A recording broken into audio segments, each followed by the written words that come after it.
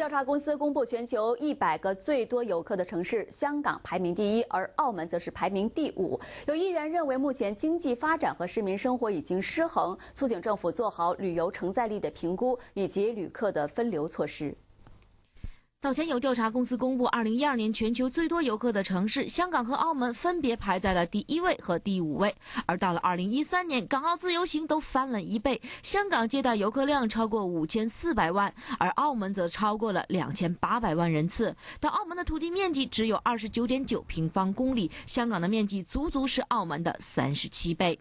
两会期间，中央曾要求香港检讨自由行的承载力，有澳门立法会议员就认为，澳门也到了该检讨的时间。何润生又指出，澳門旅遊局推出的4條旅遊路線宣傳不足，他建議政府應該按遊客來澳的目的劃分分流措施，例如在北區設立購物點。我哋澳門係一個嘅相對比較稅率比較低，購物嘅品種亦都比較豐富，同埋品質比較好嘅情況底下咧，我哋可唔可以喺北區做一啲嘅呢啲購物中心，亦都其實可以疏導咗咧？而家我哋每一個遊客都去到我哋一啲嘅主要嘅購物點裏面咁。 何潤生又建議可以設立點對點的旅遊路線專線巴士，除了可以舒緩澳門市民坐巴士的壓力，也能達到旅客的分流目的。澳亞衛視記者鄺慧敏、劉俊勇澳門報道。